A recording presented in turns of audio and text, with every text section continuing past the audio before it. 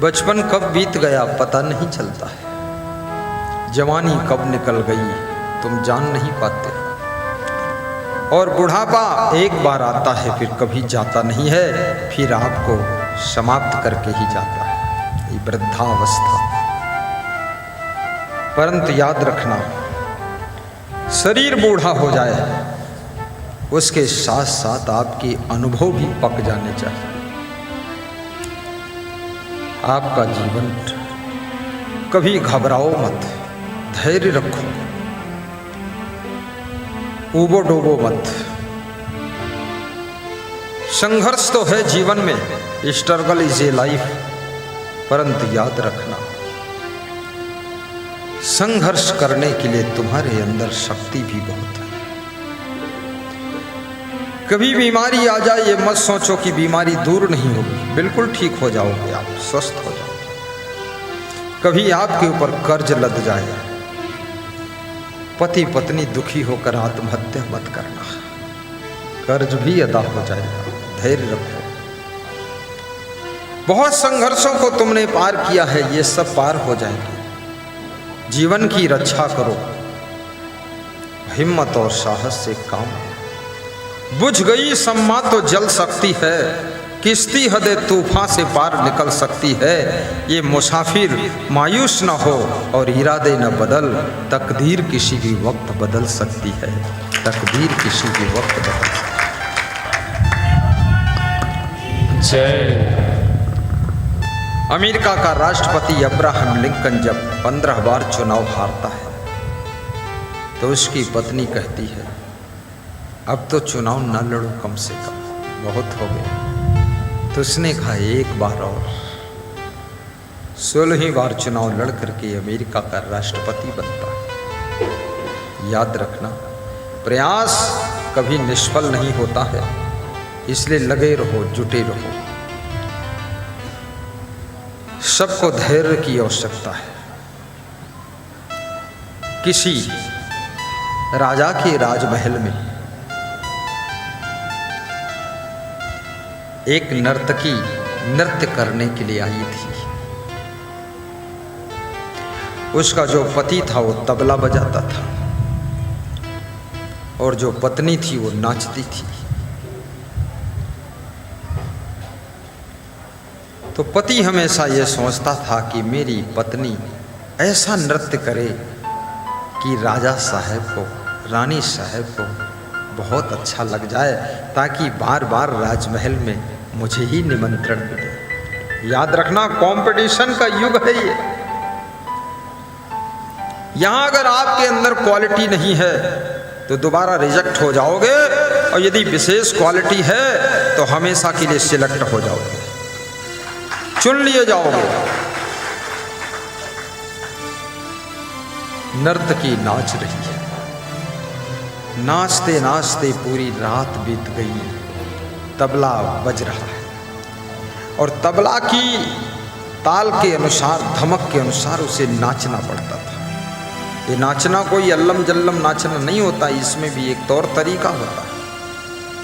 नाचने के क्लास चलते हैं, नाचने की स्कूल है, डांस सीखा जाता है। इसमें बहुत से लोग नाचना जानते हैं, पर गुरुजी किसी को नचाते नहीं, इसलिए सब अपना अपना नाच लेकर बैठे, कोई नाचता है। महिलाओं को भी नाचना आता है, पुरुषों को भी नाचना आता है। और जो लड़कियां डांस स्कूल में सीखते हैं, ट्रेनिंग लेते हैं, उनको तो बहुत अच्छा आता होगा। तो नर्तकी नाचती है और नाचते नाचते सवेरे 4 बजे वो थक जाती है। तो धीरे से नाचती है, धीरे से पांव उठाती है और बैठ जाती है, पैर थक गए। और कहती है अपने पति से, बहुत गई थोड़ी रही, था के पिंजर पाए, कहे नर्तकी सुन नाटका, मधुरी ताल बजाए। है तबला बजाने वाले मेरे पति देव, अब मधुर ताल बजाइए, था के पिंजर पाए। पिंजर माने ये शरीर होता, ये शरीर और मेरे पैर थक गए नाचते नाचते, अब मैं नहीं नाच पाऊंगी, इसलिए धीरे धीरे तबला बजाइए। तो उसका पति क्या कहता है, बहुत गई थोड़ी रही, थोड़ी हो अब जाए, कहे नाट सुन नायिका, ताल में भंग न लाए। हे नर्तकी, हे मेरी देवी पत्नी, बहुत नाच दिया तूने, 10 बजे रात से नाच रही है, 4 बज गए सवेरे के, अब 1 घंटे और नाचना है, सूर्योदय हो जाएगा, फिर नाच बंद हो जाएगा अपने आप। तो ताल में भंग नहीं होनी चाहिए, थोड़ा हिम्मत करके और नाच दे ताकि फर्स्ट नंबर आ जाए। बहुत गई थोड़ी रही, थोड़ी हो अब जाए, कहे नाट सुन नायिका, ताल में भंग न लाए। हिम्मत करके और नर्तकी फिर नाचती है और नृत्य में उसका प्रथम स्थान आ जाता है। कभी कभी मंजिल जब निकट आ जाती है तब तुम्हारी हिम्मत टूट जाती है। कभी कभी जब फल मिलने वाला है तब तुम डगमगा जाते हो। सुख का समय आता है तब तुम्हारा मन विचलित हो जाता है। कभी कभी ऐसी दशा होती है। थोड़ा धैर्य रखो और कष्ट सह लो, सुख का समय आने वाला। बड़ी विचित्र बात हो गई। कथा विराम लेगी थोड़ी देर में, कथा समापन का भी समय आ रहा है, क्योंकि भोजनालय से सूचना आ गई है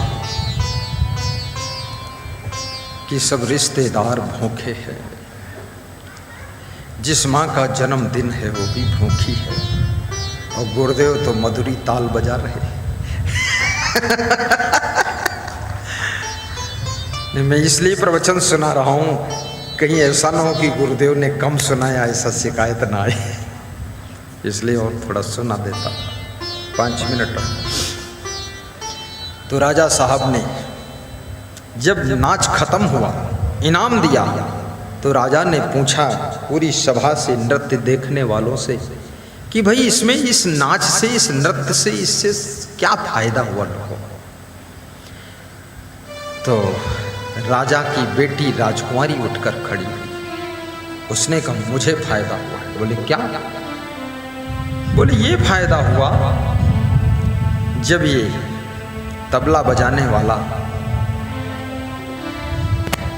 गा रहा था कि बहुत गई थोड़ी रही, थोड़ी हो अब जाए, कहे नाट सुन नायिका, ताल में भंग न लाए। तो मैं आज एक नौकर के साथ में भागने वाली थी, सुबह सुबह प्लान था, तो मैंने विचार कर लिया बहुत जिंदगी बीत गई, उम्र बीत गई, तो 6 महीने 1 साल और इंतजार कर लेती हूँ। मेरे पिता राजा साहब कहीं न कहीं तो विवाह कर ही देंगे हमारा, मैं अब नहीं भागूंगा, ये मुझे फायदा हुआ। राजकुमार उठकर खड़ा हुआ। बोले तू? बोले मुझे तो बहुत फायदा हुआ, क्योंकि आप बूढ़े हो गए, सिंहासन छोड़ नहीं रहे हैं, सत्ता हाथ में पकड़े हुए हैं। तो मैंने अपने मित्रों के साथ प्लान बनाया था कि कल रात में आपकी हत्या कर दूंगा और सिंहासन पर जबरदस्ती मैं बैठूंगा, राजा बनूंगा। लेकिन इस नृत्य से ये पता चला कि बहुत उम्र बीत गई पिताजी की, 2-4 साल और जिएंगे, हत्या करना ठीक नहीं है, जब अपने आप मरेंगे तब सिंहासन पर बैठूंगा। ये मैंने सीखा इससे। जय जय उस जय जय। उसी नृत्य में, निमंत्रण में, कार्यक्रम में एक साधु भी आया था, वो भी बैठा था।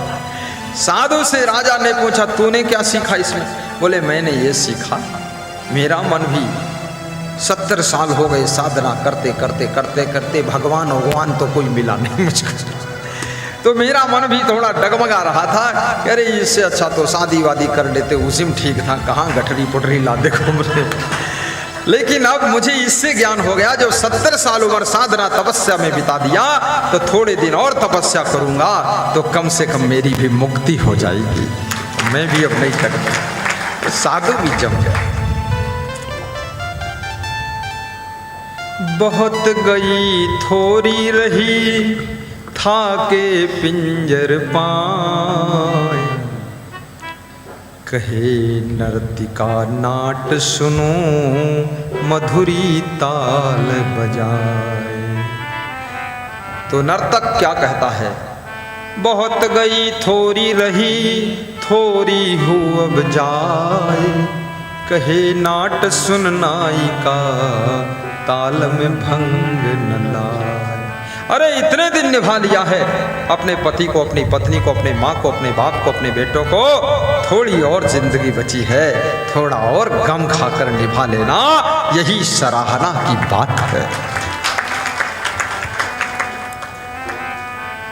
गए बसंत ग्रीष्म ऋतु आई, बहोरी न तरीवर तर आई, कहीं कबीर स्वामी सुख सागर, राम मगन सोई पाए, को राम रसिक रस पियहुगे, पियहुगे जुग जियहुगे,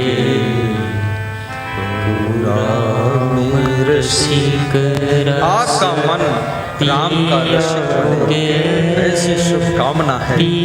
आपके मन में भक्ति की तरफ प्रेम बढ़े, सत्संग में रुचि बढ़े, आपके परिवार में प्रेम का वातावरण बने, ऐसी मैं शुभकामना करता हूँ।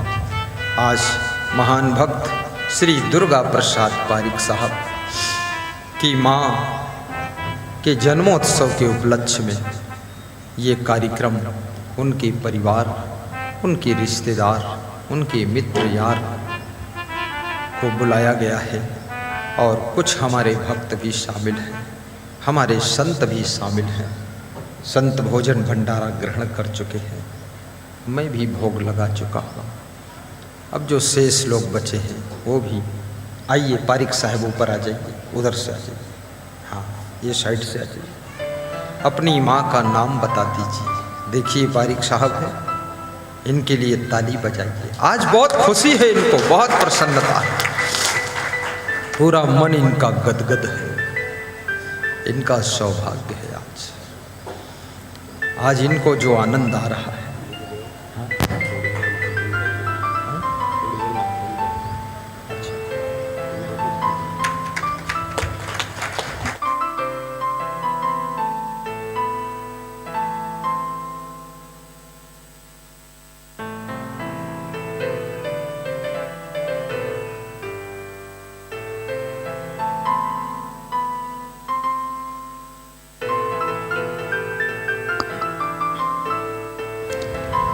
श्रीमती राम स्वरूपी बाई, देखिए बहुत बड़ी बात है, उसका हृदय भी विशाल है। आपको अपने पुत्र के रूप में राम स्वरूपी बाई ने स्वीकार किया है और इन्होंने उनको माँ के रूप में स्वीकार किया है। आज माँ जैसा स्थान देकर उनका सम्मान जन्मदिन